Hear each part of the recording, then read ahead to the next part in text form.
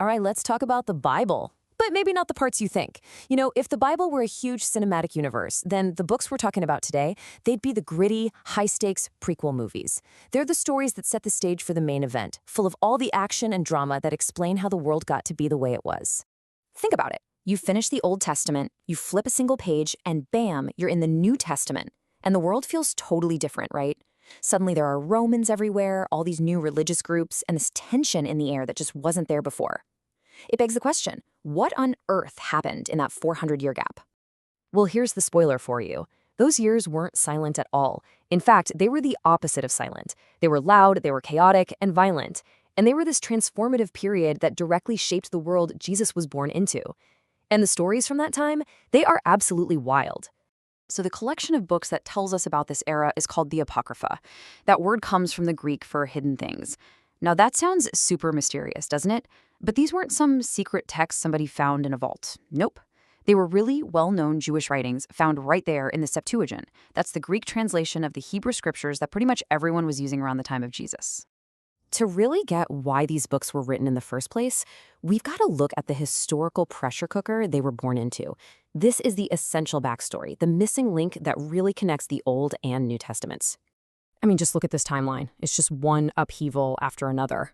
First, the Persians are in charge. Then, Alexander the Great just sweeps through in 332 BCE, and he doesn't just bring an army with him, he brings an entire culture.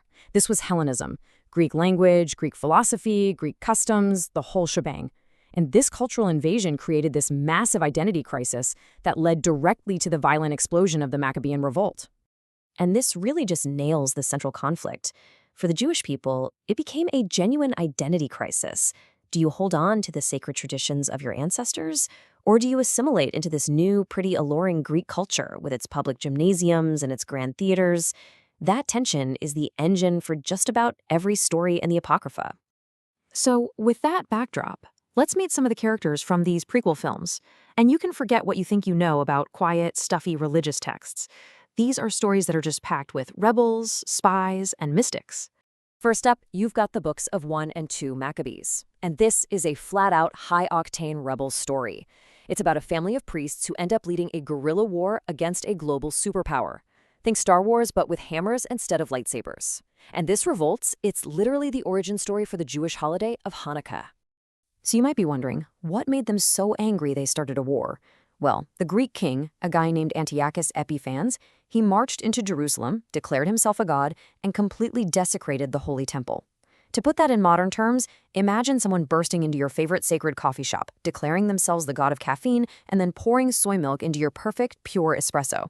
The outrage was real, and yeah, it sparked a revolution. But these stories aren't all about war and revolution. The Apocrypha also has these tales like the Book of Tobit, which is less Star Wars and way more like a divine road trip movie, just full of these bizarre, earthy, and surprisingly charming details.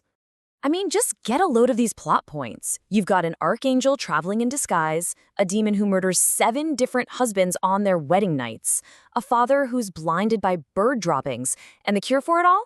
It's medicine made from the guts of a giant fish. It's mystical and it's messy, kind of like real life. And then there's Judith. If the Apocrypha has an action star, it's her. She is the definitive don't mess with me heroine. When her entire city is under siege and all the men are just about ready to surrender, Judith decides, nope, not today, and takes matters into her own hands. And her plan is as brilliant as it is brutal. She uses her wits to get inside the enemy camp, she gets the commanding general completely drunk, and then she decapitates him with his own sword. She walks right out of there with his head in a bag and saves her entire nation. It's just an incredible story of cunning and courage. So if these stories are so compelling, so important, it leads to a really big question. Why aren't they in every Bible? Well, this brings us to a major historical split, kind of like a great divorce in the biblical family. The difference is right here, plain as day, in the numbers. A standard Protestant Bible has 66 books, but Catholic and Orthodox Bibles, they're a bit thicker. They have 73 books, or even more, and that includes many of these apocryphal writings we've been talking about. So, what happened? The split really happened in two key moments. First, around 100 CE, Jewish leaders were finalizing their scriptures, and they decided to stick with books originally written in Hebrew.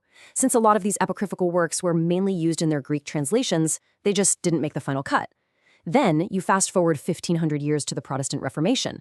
Reformers like Martin Luther decided to move these books to a separate section, basically arguing they contained doctrines like praying for the dead that weren't found in the original Hebrew scriptures. But here's the thing, regardless of their official status for different traditions, these books absolutely matter. They are the hidden bridge that connects the entire world of the Old Testament to the world of the New. And what's so crucial to understand is that the New Testament writers, they knew these stories intimately. They were fans. When the book of Hebrews talks about heroes of the faith who were tortured, refusing to accept release to gain a better resurrection, that's not some vague statement. That is a direct shout-out to a gut-wrenching story of martyrdom from 2 Maccabees. Take a look at this famous line, "Let us now praise famous men." It's been used in poems, book titles, speeches. It feels timeless, almost Shakespearean, doesn't it? Well, its origin might just surprise you. It comes directly from the book of Sirach, one of the key wisdom books in the Apocrypha. See, the cultural influence of these so-called hidden books is actually hiding in plain sight. And spiritually, this might be the core takeaway. This whole period was a time when many people felt like God had gone quiet. There were no major prophets speaking, and yet these stories are a powerful testament to holding on to faith in those in-between times. They teach us how to find God's work in politics, in family drama, and yeah, even in medicine made from fish guts. They really are a masterclass in hope. So we're left with this question. The Apocrypha shows us how a set of hidden stories profoundly shaped the world that came after them.